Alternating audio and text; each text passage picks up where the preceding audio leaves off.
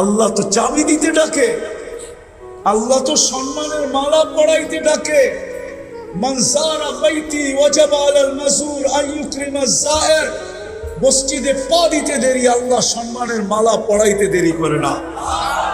ও যুবক, নামাজের জন্য ডাকে না, তুমি যখন সেজদায় যাবে তো তোমাকে দেখায়া ফেরেশতাদের উপরে গৌরব করার জন্য ডাকে। যখন যুবক সেজদায় যায় তো আল্লাহ ফেরেশতাকে জিজ্ঞাসা করে, যুবকের দিকে তাকাতো কি করতেছে? তো ফেরেশতারা জবাব দেয়, জাআলা আজলাহু ওয়া মাজালাহু লিআজলিকা। সবকিছু বিসর্জন দিয়া নিজের পুরা অস্তিত্বটা আপনার কুদরতি পায়ে রেখা দিছে। তা আল্লাহ বলে, ইন্নী উবাহি বিহিল মালাইকা। ও ফেরেশতারা, তোমাদের উপরে আমি এই যুবককে নিয়ে গৌরব করি। গৌরব আল্লাহ নামাজের জন্য ডাকে, তোমাকে নিয়ে গৌরব করার জন্য ডাকে। আমাদের যাত্রা কিন্তু জান্নাত থেকে। কোত্থেকে? আদম আলাইহিস সালামকে তৈরি করার পরে আল্লাহ সর্বপ্রথম জান্নাতে নিয়ে গেছে, ঠিক না? তাহলে বোঝা গেল আমাদের যাত্রা কোত্থেকে? জান্নাত থেকে আমাদের যাত্রা। আবার জান্নাতে যাওয়া এটাও আমাদের মনের আশা, ঠিক না? না জান্নাতে যেতে চান না? আমাদের যাত্রাও কিন্তু জান্নাত থেকে। আমি আবার বলতেছি, আদম আলাইহিস সালামকে তৈরি করার পরে প্রথম জান্নাতে নিয়ে গেছে। উনি দীর্ঘদিন জান্নাতে ছিল, আর আমরা ওনার পিঠেই ছিলাম। কেননা প্রত্যেক সন্তান বাপের পিঠে থাকে, মার সিনায় থাকে। এই জন্যই তো বাংলায় প্রবাদ বাক্য, শিশুর পিতা ঘুমিয়ে আছে সব শিশুরই অন্তরে। আমরা আদম আলাইহিস সালামের পিঠে ছিলাম।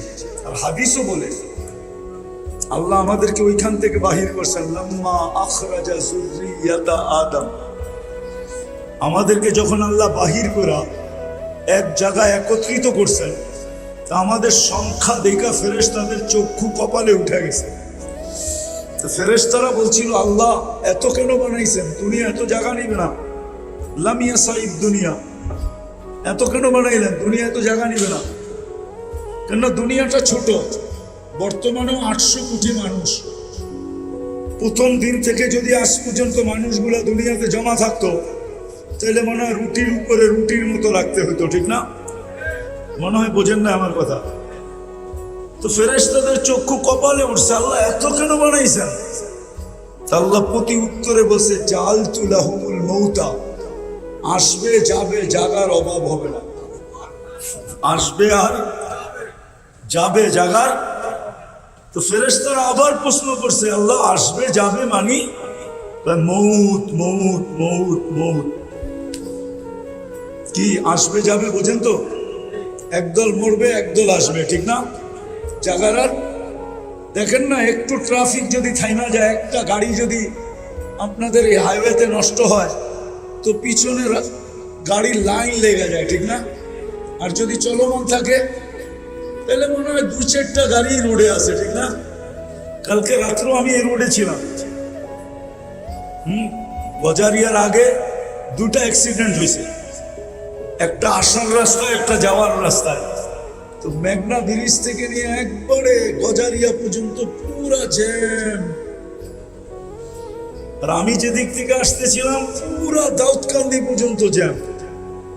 কিন্তু যদি চলমান থাকতো তো ফেরেশতাদেরকে আল্লাহ বলছে জায়গার অভাব হবে না। তো ফেরেশতারা প্রশ্ন করছে, আল্লাহ মৌত তাইলে পাঠায়া লাভ কি? দুনিয়ার মজাই তো পাবে না, ঠিক না? কি মৌতের কথা যদি ভাবতে থাকি তাহলে কি মজা থাকবে? ফাঁসির আসামি যে জানে আমার ফাঁসি অবধারিত, তার কি জীবনে মজা থাকে নাকি? সোনার প্লেট আর মাটির প্লেট তো একই হয়, ঠিক না? তো যখন আল্লাহ বলছে মৌত, ফেরেশতারা বলছে লামিয়া ইশফিদ দুনিয়া। আল্লাহ পাঠায় কি লাভ? মজা তো পাবে না। তা আল্লাহ বলে, জাআলতু লাহুল আমালা। প্রত্যেকের মন আমি আশা দিয়া ভরে দিছি। কি দিয়া? আশায় বাঁধবে আশা।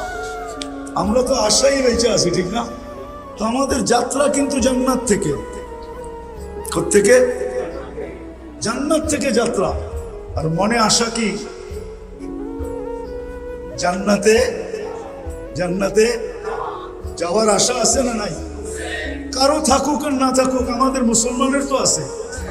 কোথায় যাব? চিনেন জান্নাত? ধারণা আছে? ধারণা তো নাই। বৈশা রয়েছেন তো বালুর উপরে, জান্নাতের ধারণা থাকবে কোথেকে? জান্নাতের মাটি হইল মুস্ক আর জাফরানের। এই মাটি না, মুস্ক আর জাফরান। বলবেন মুস্ক তো দেখি নাই, জাফরানও তো দেখি নাই। আচ্ছা, গুগলে সার্চ দিয়ে দেখে দিলেন, ঠিক না? মুস্ক আর জাফরান দিয়ে হবে জান্নাতের মাটি। আমি একটু ধারণা দিয়ে আসল কথার দিকে যেতেছি, যাতে যুবকদের দিলে লাগে। দেখি হিলফুল ফুজুলের যুবকরা আজকে কি করে, দেখি জান্নাতের ধারণা দেই। ধারণা না থাকলে তো কি বলেন, মনে লাগলেই তো বলতে পারে পরি কেয়া চিজ হ্যায়। মনে হয় বোঝেন নাই? উর্দুতে একটা প্রবাদ বাক্য আছে, দিল লাগি দেওয়ার সে, দিল লাগি দেওয়ার সে পরি কেয়া চিজ হ্যায়। যার যার লগে দিল লাগে, ঠিক না? সবাই পছন্দ করুক আর না করুক, কিন্তু ওর দিল লেগে গেছে, এখন এইটাই পরি, ঠিক না? এটাই 14 তারিখে এটার পিছেই ফুল লয়ে দৌড়াইতেছে, ঠিক না? আবার লেখা পাঠায়, একবার হইলো বলো আমাকে আই ডট ডট ইউ, ঠিক না? একবার হইলো মেসেজ দাও আমাকে আই ডট ডট ইউ। জান্নাতের ধারণা তো নাই। মাটি হইল মুস্ক আর জাফরানের। বিল্ডিং হবে সোনার ইট আর রূপার ইট। এটা লো ক্লাসের বিল্ডিং, লো লো লো। এর চেয়ে নিচের ক্লাসের কোনো বিল্ডিং নাই। সোনার রূপার ইট দিয়া। এর চেয়ে উপরেরটা হবে জবরজুদ জমররুদ। এর চেয়ে উপরেরটা হবে ইয়াকুত মারজান। এর চেয়ে উপরেরটা হবে মুক্তা এবং হীরার ইট দিয়া। জান্নাতের তালা এই দুনিয়ার ছোট তালার মতো না, 12 ফিট 13 ফিট 14 ফিট 15 ফিট না। জান্নাতের এক এক তালার দূরত্ব জমিন থেকে আকাশ পর্যন্ত। বলবেন এত বড় সিঁড়ি চোরমুখী করে ছাদে যাইতে মনে চাইলে তো সুপার এক্সেলেটর লাগানো আছে। এক্সেলেটর সিঁড়ি চিনেন? ওটা বটন দিয়ে চালাইতে হবে না, হাত দিয়া না, ওটা মন দিয়া চলবে। ছাদে যাইতে চাইলে ছাদে চলে যাবে, চোখের পলকে যাবে, পলকে। সুপার লিফট লাগানো থাকবে। সভাপতি সাহেবের ছেলে তো যেখানে কোরআন শেষ হবে এত বড় বিল্ডিং পাবে। হাফেজরা সবচেয়ে বড় বিল্ডিং পাবে। যেখানে কোরআনের আয়াত শেষ, ওইখানে বিল্ডিং এর তালা শেষ। এত বড় বিল্ডিং হবে।